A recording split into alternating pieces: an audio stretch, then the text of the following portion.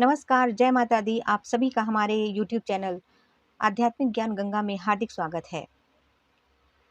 नवरात्रि में 9 दिन तक अखंड ज्योति यदि आप जलाना चाहते हैं, तो उसके कुछ नियम हैं जो कि आपको जानना ज़रूरी है। हमारे हिंदू धर्म में ऐसी मान्यता है कि जब भी हम पूजा पाठ करें, तो अग्निदेव को प्रज्वलित अवश्य करें, क्योंकि अग्निदेव ही हमारे पूजा के साक्षी होते हैं। इसी प्रकार नवरात्रि के दिनों में भी अखंड ज्योति जलाने का प्रचलन है।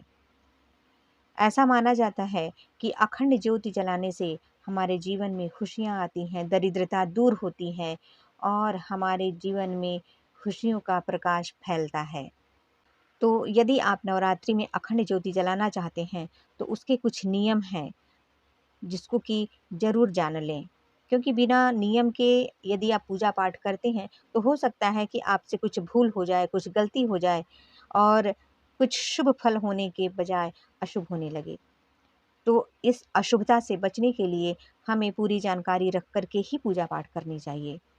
तो आइए जानते हैं कि अखंड ज्योति कैसे जलाएं और अखंड ज्योति जलाने के बाद क्या-क्या सावधानियां बरतनी चाहिए और यदि गलती से अखंड ज्योति बुझ जाए तो क्या करें। तो इन सभी की जानकारी आज हम लेकर के आए हैं आप लोगों के बीच में। तो वीडियो को पूरा देखिएगा, इसकी बिल्कुल भी नहीं करिएगा। हो सकता है कि वीडियो स्किप करने से आपकी कुछ जानकारी अधूरी रह जाए।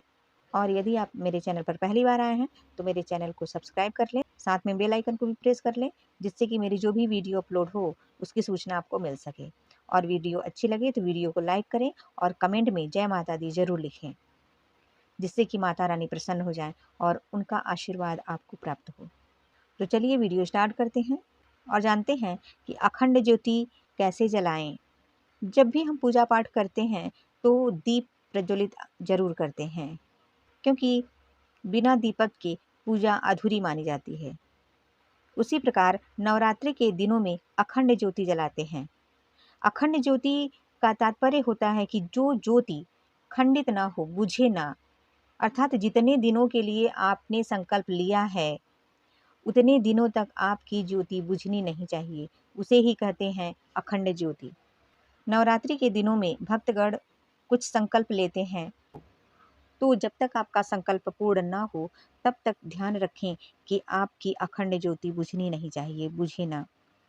ऐसा माना जाता है कि अखंड ज्योति जलाने से घर में सुख समृद्धि बढ़ती है, खुशियाँ आती हैं और दरिद्रता दूर होती है। अखंड ज्योति नवरात्रि के पहले दिन ही जलती है। जब भी आप अखंड ज्योति जलाएं, तो माता रानी के सामने एक चौकी रख लें। यदि आप कलश पर अखंड ज्योति नहीं जलाते हैं, चौकी पर जलाते हैं, तो चौकी पर लाल कपड़ा ज़रूर बिछा लें। यदि आप कलश पर अखंड ज्योति जलाना चाहते हैं, तो उसके नीचे गेहूँ के दाने रख दें।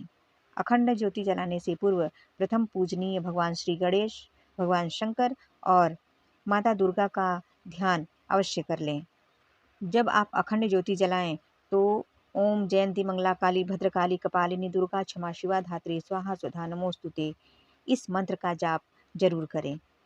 यदि आप घी का अखंड ज्योति जलाते हैं, तो उस ज्योति को माँ के दाईं ओर रखें और यदि आप तेल का ज्योति जलाते हैं, तो उसको माता के बाईं ओर रखें। जब भी आप अखंड ज्योति जलाएं, इतना ध्यान रखें कि उस अखंड ज्योति को अकेला कभी भी ना छोड़ें। उसकी देखभाल के लिए कोई ना कोई व्यक्ति वहाँ पर होना चाहिए। और जब आप अखंड ज्योति जलाए हों, जिस कमरे में जलाए हों, तो उस कमरे को कभी भी बंद ना करें। अखंड ज्योति के तेल को बराबर देखते रहना चाहिए कि वह अखंड ज्योति का तेल बुझे नहीं। और यदि आपका संकल्प पूरा हो जाए, तो अखंड ज्योति को कभी भी फूंक मार करके ना बुझाएं, उसे जलते रहने दें और जब वह स्वयं से बुझ जाए, तब उस अखंड ज्योति को वहाँ से हटाएं। अखंड ज्योति को जलाते समय इतना अवश्य ध्यान रखें कि जो अखंड ज्योति की बाती होती है, वह रक्षा सूत्र की बाती होनी चाहिए। रुई की बाती नहीं जलाएं। अखंड ज्योति की बाती रोज रोज नहीं बदली जाती है, एक ही बाती होती है जो कि पूरे 9 दिन तक जलता है। अखंड ज्योति को किसी छिद्र वाले बर्तन से ढक कर के रखें, जिससे कि उसमें हवा जा कर के उसको बुझा न दे। अखंड ज्योति को कभी भी गंदे हाथों से न छुएं, पवित्रता का विशेष ध्यान रखें और 9 दिनों तक ब्रह्मचर्य का पालन करें। अखंड ज्योति क्यों जलाएं और अखंड ज्योति जलाने के क्या लाभ हैं, इसके विषय में अब हम जानेंगे।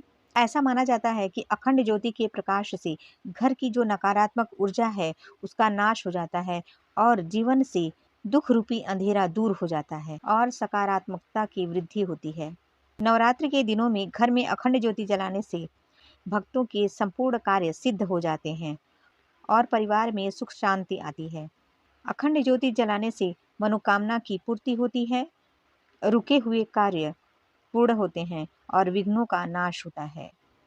नवरात्रि के 9 दिन पूर्ण हो जाने पर अखंड ज्योति के जो घी या तेल होते हैं, जब वह बच जाते हैं तो उसका क्या करना चाहिए? तो आइए जानते हैं कि जो अखंड ज्योति का घी या तेल होता है, तो उसे कभी भी फेंकना नहीं चाहिए। उसे अपने शरीर में लगा लेना चाहिए। जिनको चर्म रोग हुआ है, वह अखंड ज्योति का घी या तेल उस चर्म रोग पर लगाने से वह चर्म रोग ठीक होता है। यदि उस घी को आप अपने आँखों में लगाते हैं, तो आँखों की रोशनी बढ़ती है। अखंड ज्योति का बचा हुआ तेल सिर पर रखने से सिर का दर्द कम होता है और जो मानसिक विकार हैं वह दूर होते हैं और जीवन में शुभता आती है। और ऐसा माना जाता है कि नवरात्रि में अखंड ज्योति के प्रभाव से शनि का प्रभाव नष्ट होता है, साथ ही वास्तु दोष भी समाप्त होते हैं। यदि यह जानकारी आपको अच्छी लगे तो वीडियो को लाइक करिएगा और चैनल को सब्सक्राइब ज़रूर करिएगा। जय माता दी।